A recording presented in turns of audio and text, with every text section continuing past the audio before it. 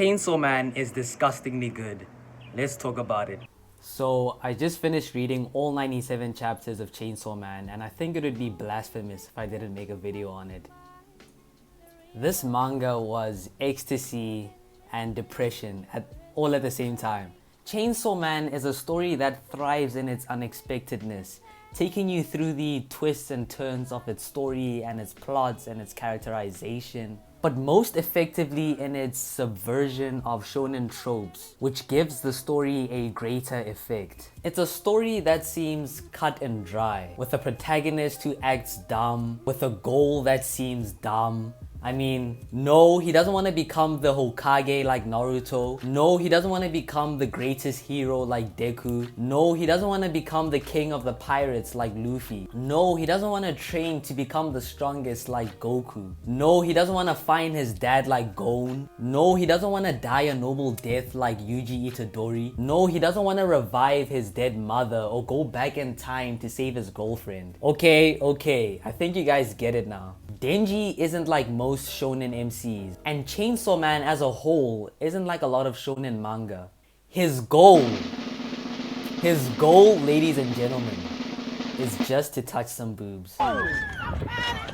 He needs some milk. Yes, you heard me correctly. The thing is, Chainsaw Man anticipates your exhaustion with these tropes. It anticipates that you'll accept the perverted protagonist. Accept Denji's tragic backstory as setting the scene for the start of the manga. Accept the lack of culpability put on Makima for her actions in endangering a minor. Because all shonen protagonists are teenagers who go through horrible things, right? Who cares? Well, Fujimoto does. Tatsuki Fujimoto, bless his soul, that guy does. And he wants you to care too, as he deconstructs shonen tropes left and right, crafts beautiful, complex characters, all without creating a story so large that it self-destructs. At the core of Chainsaw Man is its protagonist, Denji. Denji is a destitute, impoverished teen who every day struggles to survive as he tries to pay off his late father's insurmountable debt to the yakuza. At his side is Pochita, his pet chainsaw devil. Denji is willing to do almost anything for a penny, as is quickly established, cutting down trees, even selling body parts on the black market. He already sold his eye and he was about to sell his left nut. Unlike many shonen protagonists, his past of barely surviving on a piece of bread a day, with his father's impossible debt looming over his head, is not a set piece to merely established hows and whys. It's not immediately forgotten as soon as he gets his powers and gets the plot rolling. Instead, the lessons Denji has learned stick with him in a way that's infinitely more authentic. When Denji joins the public safety devil hunters, it's not out of some higher mission. He frankly doesn't give a shit about killing devils to save people, or to prevent damage to property or anything noble like that. Well, at least not in the beginning. It's almost always a do or die situation with him. After being attacked by a devil, his devil dog Pochita saves his life by fusing with him, thus giving him his chainsaw powers. When the local public safety force arrives on the scene, and these are the people that protect Japan from the devils, Denji is faced with a choice, or rather an ultimatum. Either to die at their hands as a devil, or to live as a human and work with them using his unique powers as a devil hunter. And Denji doesn't hate Makima, who's the person who put him in this situation. Instead, he's really grateful to her because she hugged him and promised to feed him breakfast. Denji's life of tragedy doesn't exist just to make him an easier character to root for. It's a core component of who he is in a way that's incredibly compelling. And I think it's more authentic to the actual real-world impact of severe trauma, especially childhood trauma.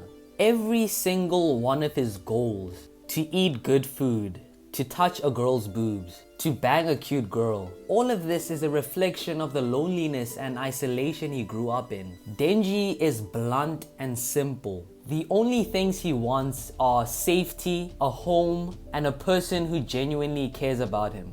In an incredibly refreshing twist, Denji's life of abject poverty and his role as a devil hunter are actively questioned and challenged. There aren't any child or teenage devil hunters, so Denji's the only one and he's a special case. By the way, Denji's like 16 or 17 for most of the story. He isn't treated like a normal teenager by the majority of the cast, but there is one character halfway through the first part who realizes this. They sneak into a school in the middle of the night together to hang out, and partway through, this new friend of Denji sombers over his situation and circumstances. At 16, you're still just a kid, you know. It's when most kids are studying to get into college, throwing themselves into a club or a sport, hanging out with friends, but you're killing devils, almost getting killed yourself. Is this public safety place you're with right now really a good place? And then Denji replies saying, yeah, they're super great. I get 3 meals a day and I get to sleep in a bed. And then she replies and says, that's like the bare minimum standard of living in Japan. It's not something amazing. In a genre that's populated by underage teenagers tackling world-destroying threats, it's very refreshing to see this get questioned. I mean, I love Full Metal Alchemist, but Ed and Al were like 12, bruh. What? Nani? The supporting cast in Chainsaw Man is amazing because they're all crazy. One character also acknowledges that you have to have a couple screws loose in order to become a devil hunter. These characters, many of whom aren't completely human, act entirely outside of the boundaries of what's considered normal human behavior. And yet, they're all so realistic and compelling. All of them have their own goals, relationships, personalities, and traits. They crack jokes and fight brutally. They complain about paperwork, and they worry about the safety of themselves and their friends. They act super rationally and then just pull the dumbest shit. Ironically, their absurd traits actually make them seem more authentic. Okay, so Chainsaw Man features a lot of character deaths. Will your favorite character survive to the end? Chances are probably not. But despite that, Tatsuki Fujimoto somehow finds a way to avoid exhausting readers with a lot of deaths. But at the end of the day, we as readers know that we shouldn't care. There's no guarantee that your character is going to last till the next chapter. But you still do care. You're still invested in these characters' lives. You don't want to see one of your favorite characters die or whatever. Some deaths are foreshadowed over several chapters, while other deaths just happen out of the blue. But regardless, every single character that dies serves a purpose, and it really is upsetting when they die. It's not like, by the way, this is not going to be a repeat of a Kamega kill. Beyond that, each character develops and progresses naturally, where even your least favorite characters start to grow on you. I hated Power when I first started reading Chainsaw Man. Now I would literally die for her. That said, they don't all progress in a positive way, but all the characters are constantly changing, so there's no one character that just remains static. A true standout character in my eyes is Power. She's a fiend. This is basically a devil that possesses a human corpse. She's a fellow devil hunter and becomes one of Denji's closest friends. And also, she's a total bastard. Power is really unique in my eyes because yes, she's really cute and funny, but she's also an absolute moron. It's not very common in anime and manga for an anime girl to just be dumb. Power is just as much of a jerk or asshole as Denji is, if not more. They get up to antics together, they prank their housemate Aki, they riff off each other, and Denji and Power just generally have a strong dynamic. Power is loud, abrasive, forgets to flush the toilet, only cares about her cat, and is just generally a jerk. It was quite refreshing to see a female character that's unapologetically stupid and mean. There's a very strong platonic dynamic between Denji and Power, and they develop a kind of brother-sister relationship throughout the manga. And that's obviously after Denji gets over touching her boobs. The characters in the show also have incredibly compelling bonds and relationships, which are very powerful considering how understated they are. Most of the characters in Chainsaw Man aren't the type to go on page-long monologues talking about how they feel or how they interpret their relationships with each other. It's through their actions that you can understand the character dynamics, and this really makes them shine. Again, in the interest of spoilers, I'm not gonna get into specifics, but I will say that the dynamic between Denji and Makima is one of the most compelling and most crucial relationships in the manga. I think reducing Denji into a simp really does a disservice to both of their characters, but then again, I can't blame anyone for calling him one. Also, fuck Makima. All my homies hate Makima. All of them. But much of what makes the characters in Chainsaw Man so amazing can't be summed up in a few character descriptions. So it's gonna need you to read the manga or watch the anime when it comes out. I hope Mappa does the most. But yeah, for all the brashness and bluntness in the manga, there's a beautiful subtlety to the character development, which is best experienced rather than told. So the art of Chainsaw Man seems to be a point of contention for many. Tatsuki Fujimoto has kind of a sketchy, unconventional art style. And I think this emphasizes the sense of urgency and dread in the anime. In the anime, it's obviously, well, it's probably going to be different because Mappa is animating it and Tatsuki Fujimoto isn't going to be there. So his art style is pretty sketchy and sometimes the characters come out a bit out of proportion. But where Tatsuki Fujimoto's art really stands out is Chainsaw Man's graphically violent, gory, bloody fight scenes and eye-grabbing panels. Honestly, it's gonna look so great when it's animated, and I have full faith in Mappa to make a good anime adaptation. Side note, it's actually pretty crazy how Mappa went from like a unknown, underdogish anime production studio to now being one of the most popular, so good on them. So Chainsaw Man is a manga that loves blood and guts, so squeamish folks might have to beware.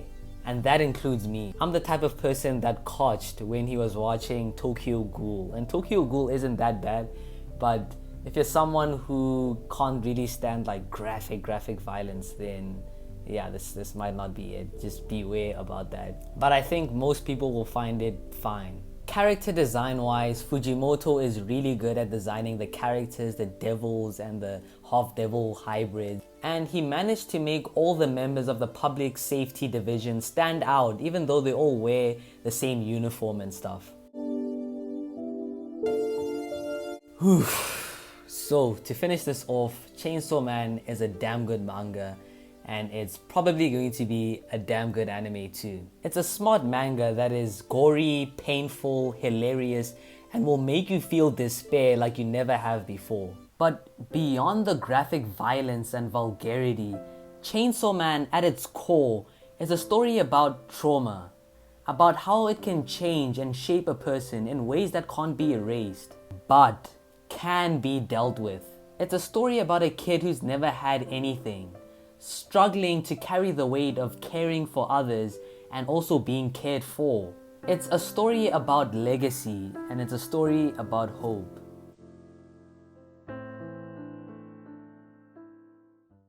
I wouldn't go as far as to call it a deconstruction, but if you're a Shounen fan who's gotten a bit disillusioned with the genre, then I think Chainsaw Man is a breath of fresh air. I mean, right now I'm watching the latest season of My Hero Academia and I can't believe I'm saying this, but it's low-key, boring and garbage to me right now. So many of the shows that I loved when I was younger, I'm starting to realize were average or even a bit trash. I mean, to be fair, the genre does what it set out to do, and that's to appeal to young boys. But now that I'm older and a bit mature, I find myself yearning for new stories and characters that I'm not used to. And Chainsaw Man definitely quenched that thirst. So as a lot of people know, the anime has been announced and apparently there's also going to be a part 2. So it's gonna get lit. I've also been reading Jagan right now, which is another really great manga. So I'm gonna talk about that in another video. But yeah, please don't be fooled. This story hurts. It is immensely tragic. Apparently, one chapter was so sad and stressful that the mangaka had to take a week-long break for mental health. I remember I was like dead inside for like a day after binge reading a bunch of chapters. But if you've got the time and energy to devote to it, Chainsaw Man is an incredibly unique experience that will not let you down. Thanks for watching the video, like and share, and this has been me.